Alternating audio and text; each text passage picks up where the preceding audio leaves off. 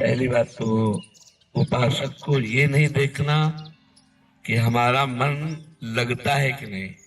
उपासक को नाम चलाने का प्रयास करना चाहिए। पहला प्रयास नाम चलाना है। दूसरा, हमारा जो मन नाम जप के समय बहुत भूत भविष्य की बातें सोचता है, व्यर्थ की बातें सोचता है, पाप की बातें सोचता है, उनका कोई भी प्रभाव मन पर नहीं पड़ेगा। वो सब डिलीट हो जाएंगे क्योंकि नाम चल रहा है। और बहुत जन्मों के संस्कार हमारे नाम में भरे पड़े हैं। जैसे जैसे हम नाम जप करते हो अपने संस्कार भागवतिक डालता है मन पे और मन के जागतिक संस्कारों को बाहर करता है। और उपासक उस प्रक्रिया को समझ नहीं पाता और वो विचलित होकर सोचता है कि जब मैं नाम जप करता हूँ तो मन नाम में न लग करके संसार में जाता है। तो पहली बात तो आप निश्चिंत रहिए, आपका नाम जप करने से ही काम बन जाएगा। मन भले संसार में जाए, मन भले इधर उधर का चिंतन करे, उसे कोई फर्क नहीं पड़ता। जैसे अग्नि में दाहिका शक्ति है तो आप भाव से छुओ या अनजान को या कोई जान के जैसे भी छुओगे उसमें दाहिका शक्ति अपना काम तुरंत करेगी, आपको जला देगी, स्पर्श करते ही जला देगी। जैसे अमृत में मारण शक्ति का नाश करने वाली शक्ति विराजमान है। आप जो ही अमृत पिएंगे आप मृत्यु से बच जाएंगे। जैसे विष, उसमें मारण शक्ति विराजमान है, आप जो ही पिएंगे आप मर जाएंगे क्योंकि उसका प्रभाव है। ऐसे नाम में आनंद शक्ति, तारण शक्ति, पाप क्षय शक्ति, दुखों का विनाश शक्ति, ये सब विराजमान है। आपकी जिह्वा से नाम छुआ कि आपका परम मंगल होगा। इसीलिए गोस्वामी जी ने लिखा है, भाव कुभाव अनख आलसहु नाम जपत मंगल दिश दसहु।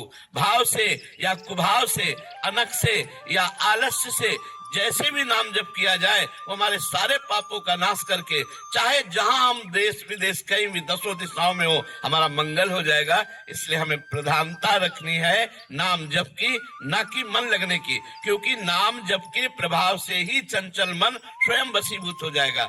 हमारे रसिक महापुरुष श्री ध्रुवदास जी से पूछा गया कि मन बड़ा चंचल है, कहीं भगवान में लगता नहीं है, तो इसका क्या उपाय है कि मन को लगा दिया जाए। तो उनका मन तो चंचल सबन थे, या को कौन उपाय।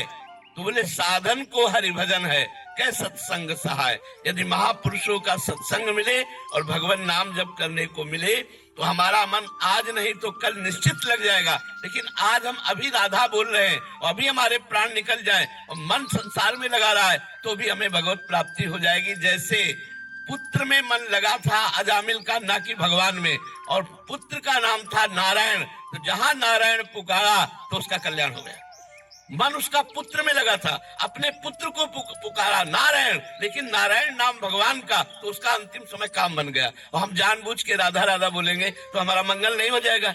वो तो अपने पुत्र के लिए नारायण बुलाया तो उसका कल्याण हो गया। हम जानबूझ के राधा राधा, कृष्ण कृष्ण, राम राम, शिव शिव, हरि हरि जपेंगे, हमारा परम मंगल हो जाएगा, मन लगे या न लगे।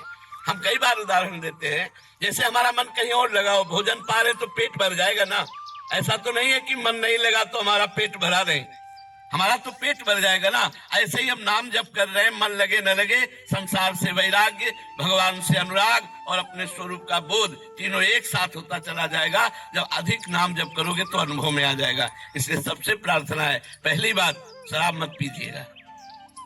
अगर इतने लोगों में से कोई भी शराब पीता हो तो आज वृंदावन की पावन भूमि में रज में बैठे हो, शपथ खा लो कि शराब नहीं पिएंगे। वो तुम्हारी बुद्धि को भ्रष्ट करता है, तुम्हारा पैसा व्यर्थ जाता है और तुम्हारे शरीर के अंगों का नाश करता है। कितने लोग शराब पीते हैं इतने में? हाथ उठाओ। बहुत कम लोग। धन्यवाद। हम तो पहला धन्यवाद देते हैं जो नहीं पीते हैं और दूसरा धन्यवाद देते हैं जो पीते हैं, वो हाथ से छोड़ देंगे। पक्का छोड़ दोगे?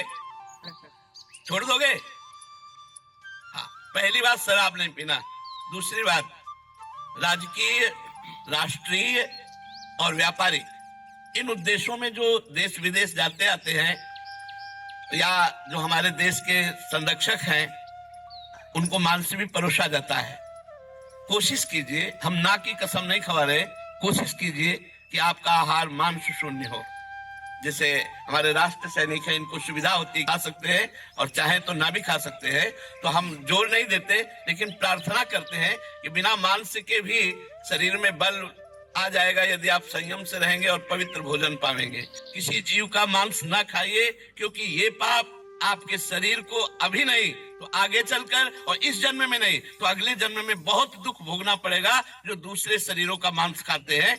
अगर राष्ट्रीय सेवा में है तो भगवान जैसे निर्वाह करे वैसे निर्वाह करो। अगर बच सकते हो तो मांस खाने से बचो। अगर शराब पीना और मांस खाना, और तीसरा दोष पराई स्त्री से व्यभिचार करना, अगर इन तीनों पर आप विजय प्राप्त कर ले और नाम जप करें तो इसी जन्म में आपका मंगल हो जाएगा, इसी जन्म में सारे दुख छूट जाएंगे।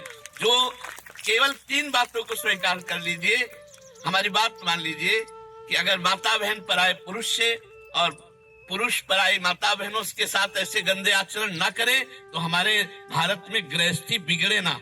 आज हमारे भारत की गृहस्थी बिगड़ रही, गृहस्थ धर्म बिगड़ रहा है, ये हमारे भारतीय धर्म में नहीं है।